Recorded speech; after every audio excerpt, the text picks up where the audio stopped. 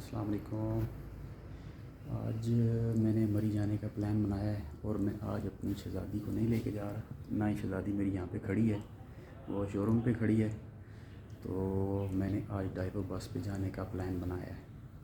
तो जैसे जैसे मैं ट्रैवल करूँगा मैं आपके साथ अपडेट रहूँगा। मैंने इन ड्राइव मंगाई ताकि मैं मेट्रो स्टेशन तक जा सकूँ और जहाँ से मैंने फैज़ाबाद जाना था और वहाँ से मेरी सीट बुक थी मरी के लिए।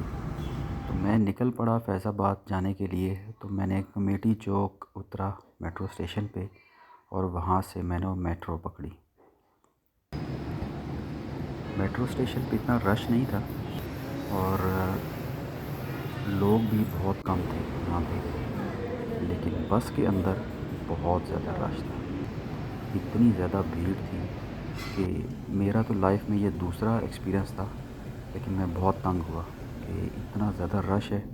और दूसरा रोड जगह जगह से टूटी हुई थी मेट्रो की, जिसकी वजह से बस में बहुत ज़्यादा टाइम लगा। 10 मिनट का सफ़र आधे घंटे में मैंने पूरा किया, क्योंकि एक तरफ से रोड बंद हो जाती थी और दूसरी तरफ से गाड़ियाँ बसें आती थी और फिर आपको जाना पड़ता था। तो पुल के ऊपर से मेट्रो गुज़र रही है और नीचे से मरी रोड का नज़ारा बहुत अच्छा नज़र आ रहा था। आपको बिल्डिंग्स पूरी नज़र आती हैं, ट्रैफिक नीचे चलती नज़र आ रही है। तो बड़ा अच्छा व्यू है यहाँ से मेट्रो के लिहाज से। ये है आपके सामने इकबाल पार्क, जो पहले नवाज़ शरीफ पार्क के नाम से मशहूर था, लेकिन अब उसका नाम चेंज कर दिया गया है। मेट्रो से उतरते ही मैंने जाना था फैज़ाबाद उसके डाइवो स्टैंड पे। तो ये मैं डाइवो स्टैंड पे पहुंचा, लेकिन यहाँ पे 2-3 बस स्टैंड एक साथ ही हैं। डाइवो का भी है, मार्गला ट्रैवल भी है। टिकट मैंने ऑनलाइन पहले ही बाई कर लिया था, लेकिन मैंने उसका प्रिंट निकलवा लिया और मैं इंतज़ार करने लगा अपनी बस का। लेकिन बस में थोड़ा टाइम था तो मैंने सोचा थोड़ी वीडियो बना लूँ।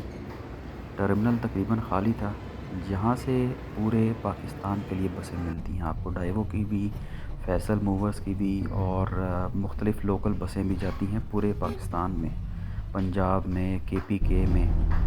तो गाड़ी में बैठ के मेरा सफ़र शुरू हुआ और हम निकल पड़े मरी के लिए।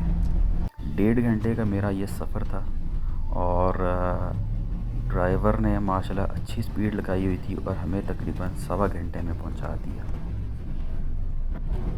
क्योंकि वर्किंग डे था तो रोड्स पे इतना रश नहीं था, क्योंकि सुबह और शाम को ज़्यादा रश होता है। तो हम लोग मरी टोल प्लाज़ा के पास पहुँचे और मैं बड़ा हैरान हुआ। मैं समझ रहा था कि हम लोग मोटरवे से जाएंगे, लेकिन जब उस्ताद जी ने गाड़ी GT रोड पे डाली तो मेरे अरमानों पे तो पानी पड़ गया। और मैंने दिल से वैसे ही कहा कि प्रोग्राम तो बढ़ गया, क्योंकि मोटरवे पे आपको व्यूज़ बहुत अच्छे मिलते हैं जो GT रोड पे नहीं मिलते। लेकिन मजबूरी थी, अब क्या कर सकते थे। मुझे तो पता नहीं था कि ये मोटरवे पे नहीं जाएगा, मैं यही समझ रहा था कि मोटरवे पे जाएगा। तो खैर GT रोड से ही निकल पड़े। जैसे ही टोल प्लाज़ा क्रॉस किया तो पहाड़ों के मोड़ मुड़ना और आगे पीछे जो है ना खूबसूरत नज़ारे शुरू हो गए। लेकिन वो सीन नहीं है यहाँ पे जो आपको मज़ा मोटरवे पे आता है, क्योंकि मोटरवे एक वैसे भी बड़ी स्पीड में गाड़ी जाती है और वहाँ से पहाड़ आपको बहुत अच्छा व्यू देते हैं। यहाँ पे बस एवरेज ही नज़ारा ही है। यहाँ पे जब आप गुलडाना के पास पहुँचते हैं तो वहाँ से आपको पहाड़ नज़र आना शुरू होते हैं। ड्राइवर ने इतनी स्पीड पकड़ी हुई थी कि मैं सोच रहा था कि भाई थोड़ा आहिस्ता चलाओ ताकि थोड़े बंदा वीडियो बनाता है, थोड़े व्यूज़ आते हैं। लेकिन वो कहने लगा कि भाई हमारा टाइम होता है, हमने टाइम पे पहुंचना है और टाइम पे वापस आना है।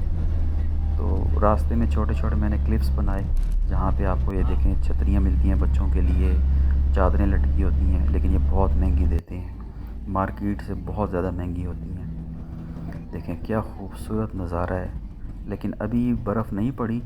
2 दिन पहले यहाँ पे ज़ालाबारी हुई, लेकिन मैं भी इसीलिए आया कि चलो मौसम अच्छा होगा।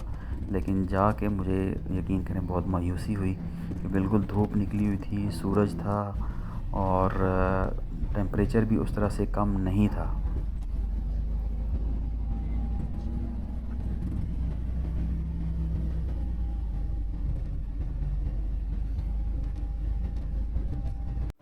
मरी पहुँचने के बाद मुझे जो सबसे ज़्यादा मुश्किल पेश आती है वो होती है पैदल चलना। पैदल चलना और वो भी चढ़ाई चढ़ना। खैर जाना तो था ही, तो ये आप ये देखें कि बिल्कुल आपको ये स्टेप्स से बने हैं। मैंने शॉर्टकट जो है ना माल रोड पे जाने का इख्तियार किया, लेकिन ये आपको फिर भी चढ़ाई चढ़नी पड़ती है। तो मेरे जैसे बंदे के लिए बड़ा जो है ना मुश्किल हो जाता है पैदल चलना। तो खैर मुश्किल से मैं चला गया माल रोड पे। तो माल रोड पे इतना रश मुझे नज़र नहीं आया। शायद वर्किंग डे था, दूसरा मौसम भी ऐसा है क्योंकि अभी बर्फ़बारी भी शुरू नहीं हुई। क्योंकि अभी बाकी इलाकों में तो बर्फ़बारी शुरू हो गई है, लेकिन मरी में भी स्टार्ट नहीं हुई। ज़ालाबारी हुई है 2 दिन पहले, लेकिन कोई इतना ख़ास नहीं था मौसम। मुझे इतना अट्रैक्शन नहीं हुई, ना मुझे इतना कोई ख़ास आया। बस समझिए कि मायूसी हुई कि यहाँ पे आके बिल्कुल मरी खाली था। बस चंद लोग थे यहाँ पे, या कोई इस तरह से मेरे ख़्याल से ट्रिप आए हुए थे 1-2, वो लोग थे। उसके अलावा मरी तकरीबन खाली है। ये आप सामने देखें कि मरी की जो हिस्ट्री है ना वो है। मरी की तारीख़ ये है कि यहाँ जब अंग्रेज़ों का दौर था तो 1860 में यहाँ पे एक अंग्रेज़ ख़ातून थी जिसका नाम था मैरी। जब वो फौत हुई तो उसी के नाम पे ये मैरी से मरी बन गया। तो ये तब से जो है ना उसकी हिस्ट्री यहाँ पे इन्होंने मुख्तलिफ़ पिक्चर्स के साथ जो है ना यहाँ पे पेस्ट की हुई है लोगों की इन्फॉर्मेशन के लिए। यहाँ पे राइट साइड पे बड़े स्टॉल्स लगाए गए हैं खाने पीने के, जहाँ पे आपको चाट, फ्रूट चाट, गोलगप्पे और मुख्तलिफ़ तरह के आइटम्स मिल जाते हैं। चाय कॉफ़ी तो आपको जगह जगह मिलेगी।